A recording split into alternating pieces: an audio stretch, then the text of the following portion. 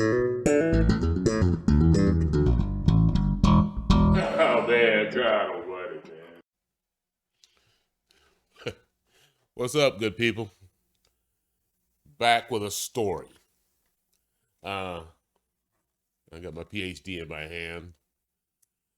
It's it's fretless. So what you can't see, because the microphone is in the way, is the Pfretzschner aluminum upright bass. So, of course, it's fretless. This is part 2 of my story about this thing. So, the story begins because I really didn't talk about it in the first video. I just showed you what I was working on. But anyway, the story began, oh man, a few years ago. I've been in here 3 years, so maybe 4 or 5 years ago. Yeah. Uh, um, Joey Stoltz, who I play in the unnamed band with, which we have a gig this weekend, 7 to 9 at Casita Brewery. Saturday, 7 to 9, 30th. You're not doing anything, come on out and check us out. There's an interesting story about that band. But I'll go into that in greater detail in another video. Anyway, Joey Stoltz, who's the drummer in that band, he was working on a project. I think he was working on a cajon. He was building a cajon or refinishing one. He was doing something with one. Anyway, here in town, there used to be a hobby shop. Trains, remote control cars, stuff like that. Hobby shop, model airplanes. I've been in there a few times because, I'm kind of a geek like that. Anyway, he was there looking. They were going out of business. Having to go out of business sale. I don't know how long that store had been in existence. It's definitely as long as I've been here. I've been here 20-some years. Anyway, they were going out of business, and he was there looking for paint or stuff, to finish this project he was working on. Or just looking to see if he could find something that would help him out in his project. Anyway, he called me up. He gave me a call. He said, man, they got an upright bass here. And I'm like, at the hobby shop? Okay. And I've been looking for one, reasonable price and stuff. You go to, I'm off topic, or still on topic, but anyway, a couple of flea markets here when I first moved here had upright basses, and every time, somebody get there, somebody already got them, and they were cheap. Never got a chance to see them, so I don't know what they were or anything like that, but, they were like, one of them was like $100. I'm like, anyway, back on the story. So he said they have an upright bass here, and I said, okay, man, I'm going to go check that out, right? And I can't remember what day it was, but I couldn't get there that day. But the next day, I was like, let me go see what he's talking about. And I go there, and this place is swamped with people. Because, and I mean, they had this model train upstairs that was just out of control, man. That thing took up it's a barn, and it took up the whole barn. It was just ridiculous. But, how model people who are in them, things like that, they follow this stuff, right? So there were people from all over eastern part of the country coming to see what kind of deals they can get. I'm guessing they're getting deals. So the place was just packed with people, packed with people. So I found the owner and what have you, and I was like, yeah, I heard you had an upright bass here. I want to go check it out. He said, yeah, okay. It's in storage. I had to have somebody go get it out. I'm like, okay.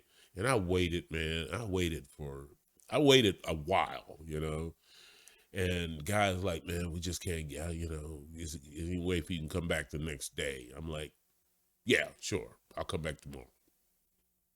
He said, I'll have it out when you get here. Cool. I'll be back tomorrow.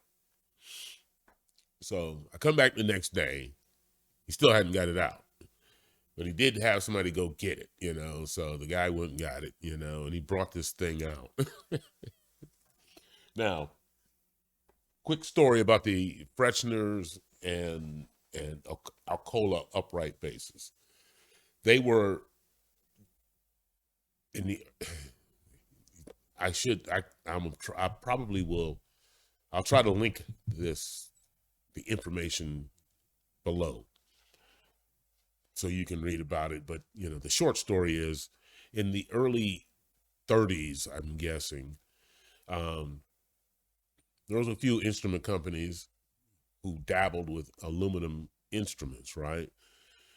And mostly, I think it's really started with like violins and cellos. But anyway, Alcola, which was an American company, created an upright bass.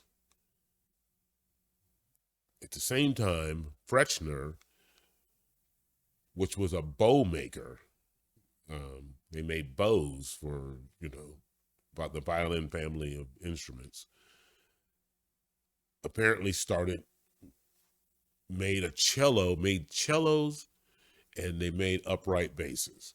Now, there's some discrepancy about whether they actually made it or they contracted out to have it made, but it's their name. Pfretzschner was a German company. Alcola is an American company. They only made these for a few years because enter World War II, aluminum being a precious commodity. They stopped making it. They only made it for a few years.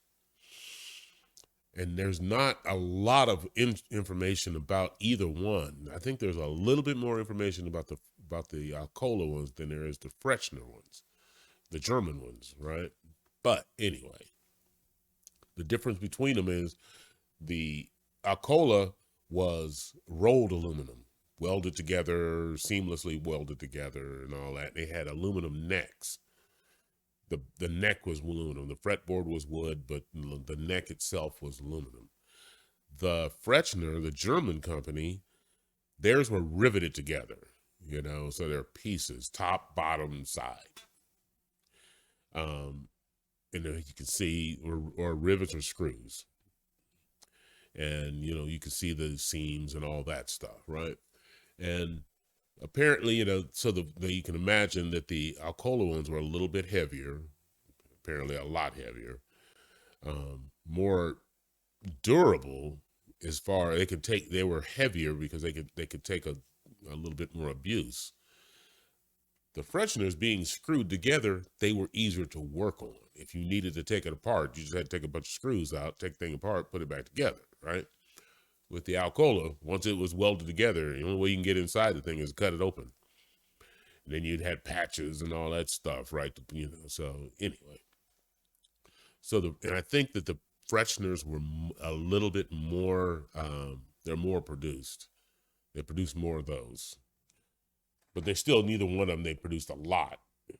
And they're very rare. They're around, but there's not a lot of them. Anyway, okay, so that's the history of the little bit of history that I know of these bases.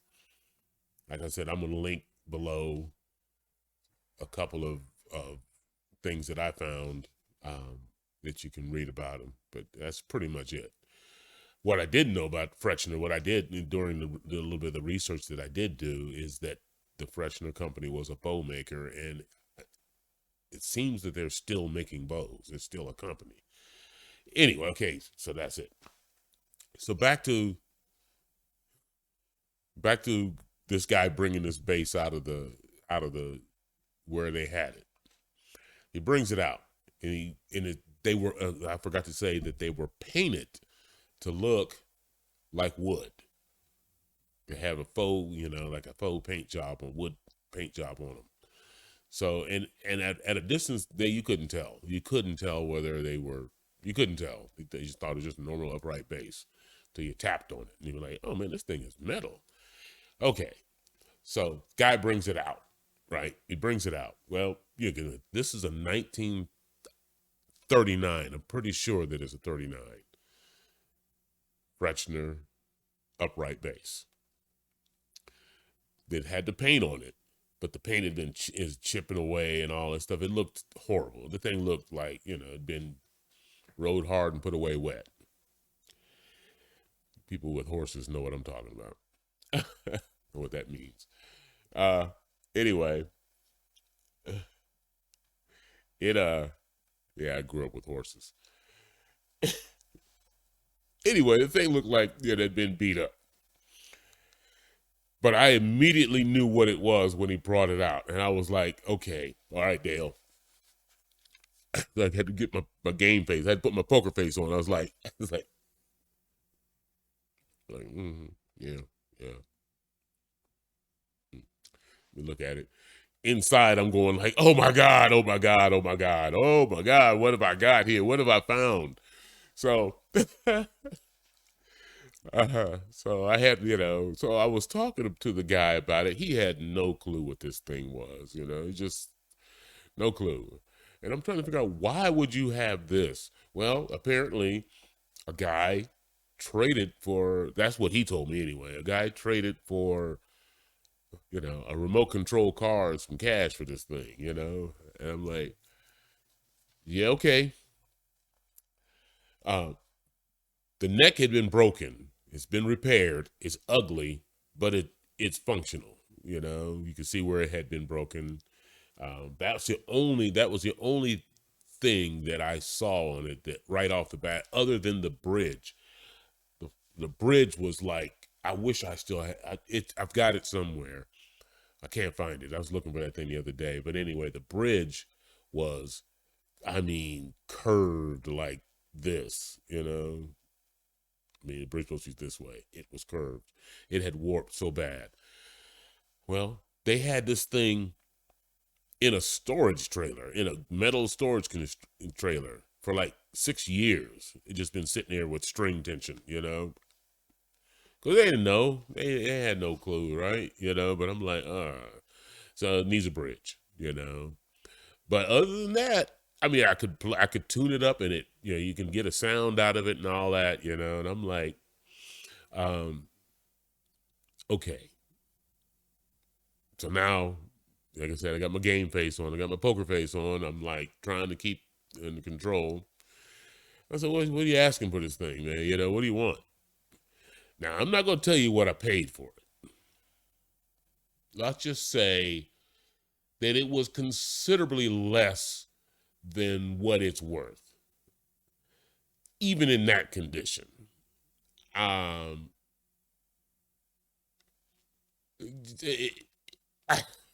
When he said the price, I'm like, okay, all right. I said, let me go think about it. And I walked outside and I was like, I got to get to an ATM right now. Because I got to get to an ATM. I said, I got to get to an ATM right now. And I did. I went straight to the. So anyway, let me back up. While I was sitting there talking about this thing,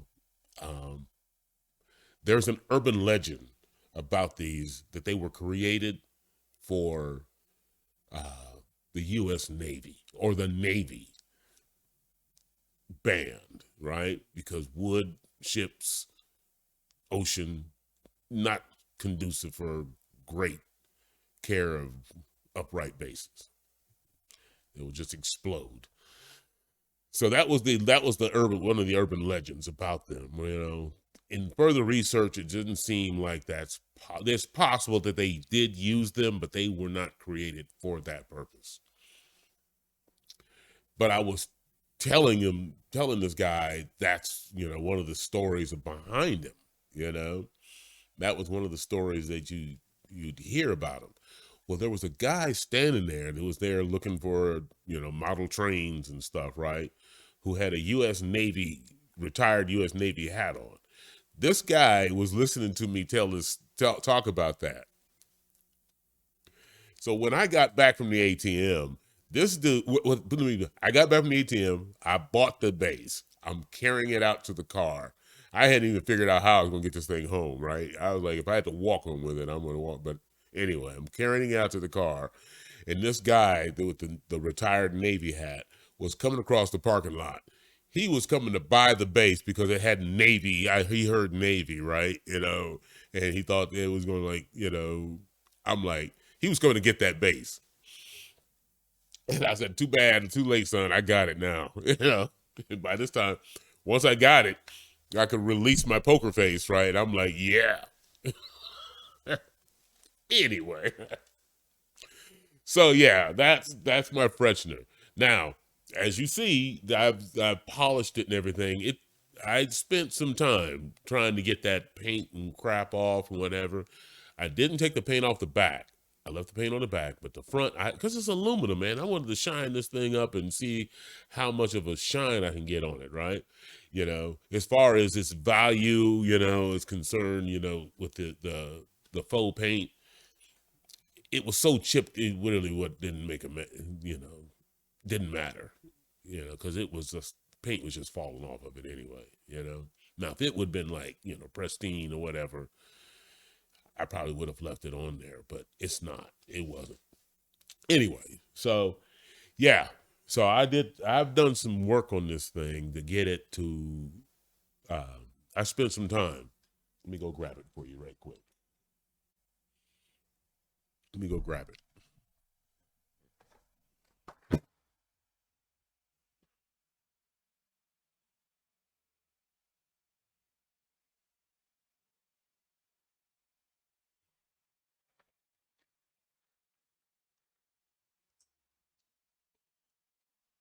So,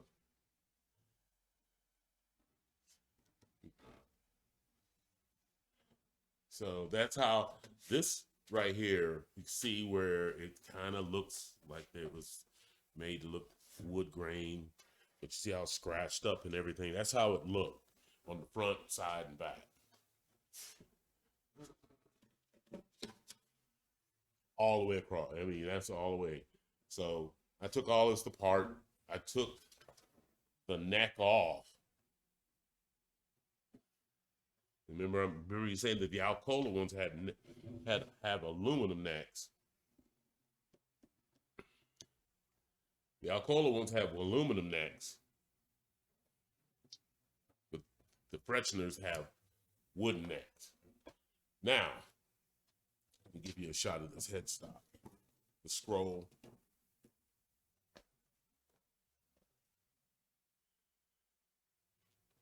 You see what you can't see. All of that, all of that has been polished. I did all of that. Took all the tuning mechanisms apart, oiled them up, cleaned them up, polished them.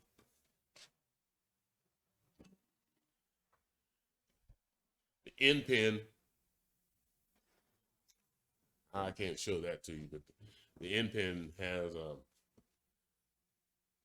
brass part to it that I took and polished up. So now, here, this is what I'll do.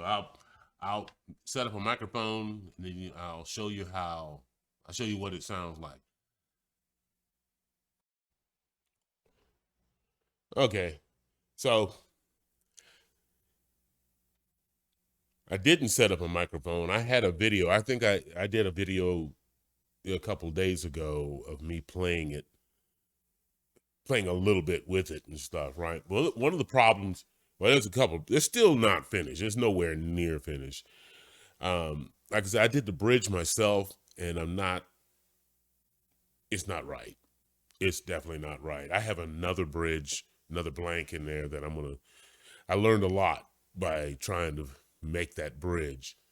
I learned quite a bit. So the next one will be, it's just not really playable right now. It's sort of playable. The G string is way too high, way, way, way too high. And so this thing has the neck on it, or the fretboard on it. Most people, even if they don't know anything about upright basses, and they know that the neck has a curvature to it, a radius, right? Well, this neck, this fretboard is called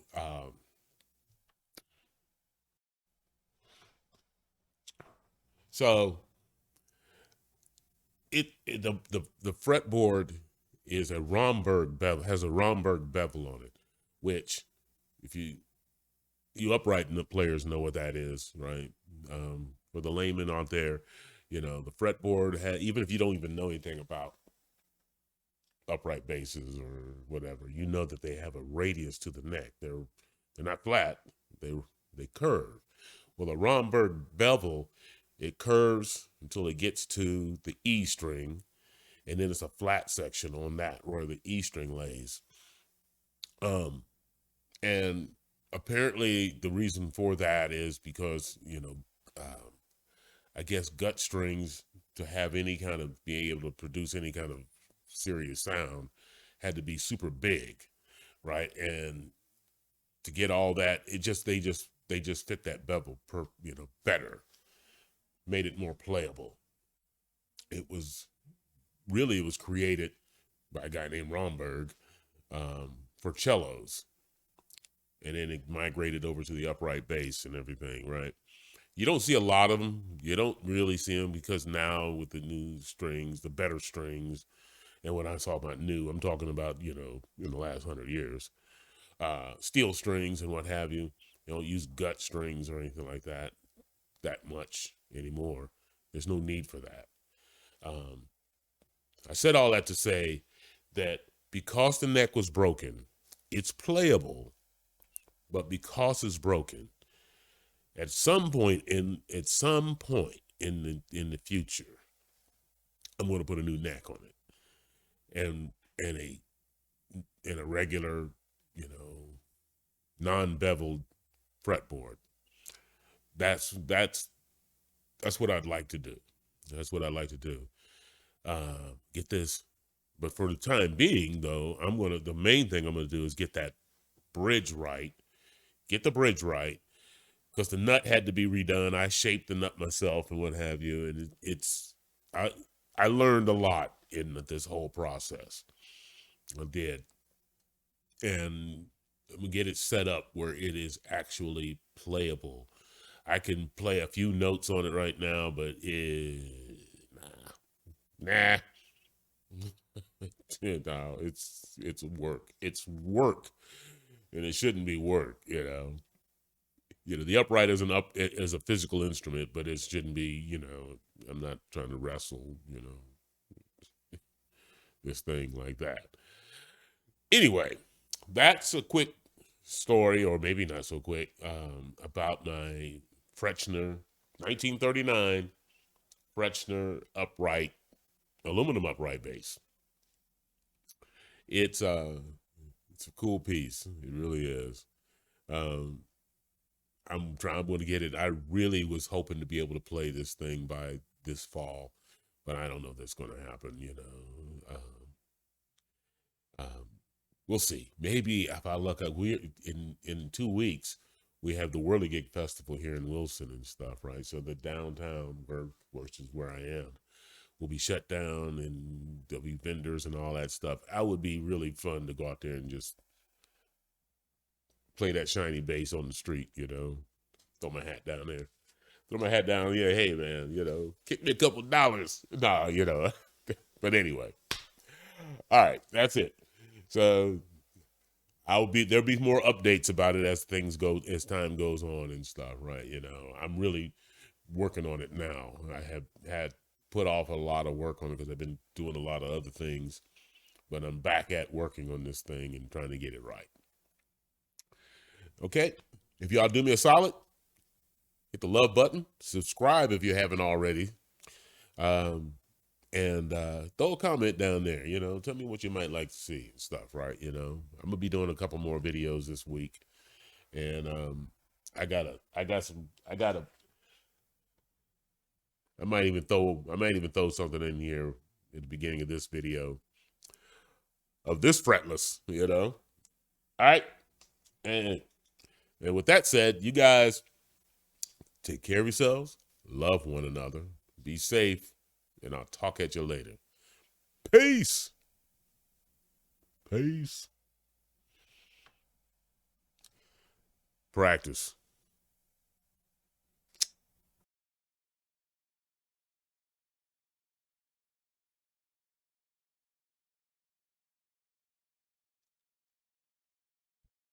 All right. What I didn't include in that story, this is kind of the weird. I mean, it was weird how I got the bass. It definitely was interesting, but this shows you how small of a world it is. So, early part of the year, I had this bass in the front of the shop, sitting just kind of in the window, not in the window, but in the front. And, you know, you can see walking down the street. And this guy stops. He stops and he's looking through the window, you know, at the base. I can see he's looking at the base. And so I opened the door. I was like, yeah, because he, you know, I was like, yeah, I want to show this thing off. I've had people stop him several times. Like, what is that? You know? He's the guy who sold it to the hobby shop. He's the dude that had it, you know? I'm like, what? He's the guy. Kyle. What's up, Kyle? If you're watching, man. So I got the backstory. I got, you know, sort of the backstory, you know. I got part of the story of this bass. So apparently, this thing came from South Carolina. And this is what Kyle told me. He said his girlfriend at the time found it in a dumpster in South Carolina. Saw it, knew he played bass, neck was broken, you know, hanging, I guess it was hanging down like a broken arm. Neck was broken. It was in a dumpster. And she put it in the car and brought it back to him, and he fixed the neck.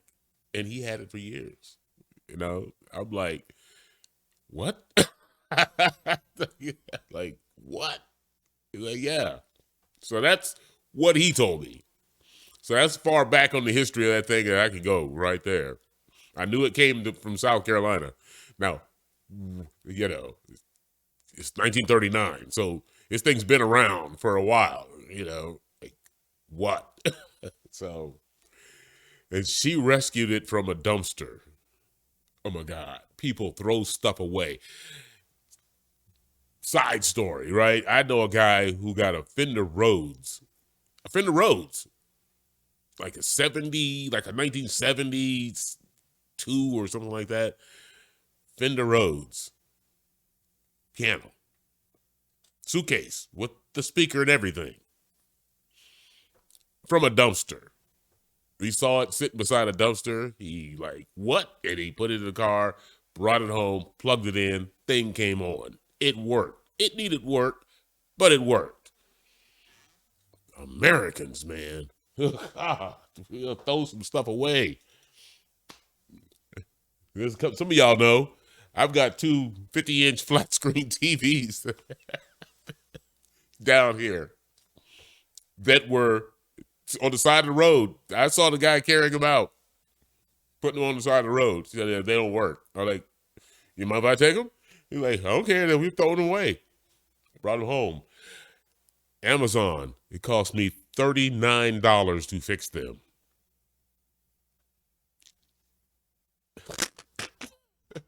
Anyway, all right. But I forgot to tell you about Kyle and where this bass came from, you know, how it got to Wilson. Let's put it that way, you know. So anyway, all right.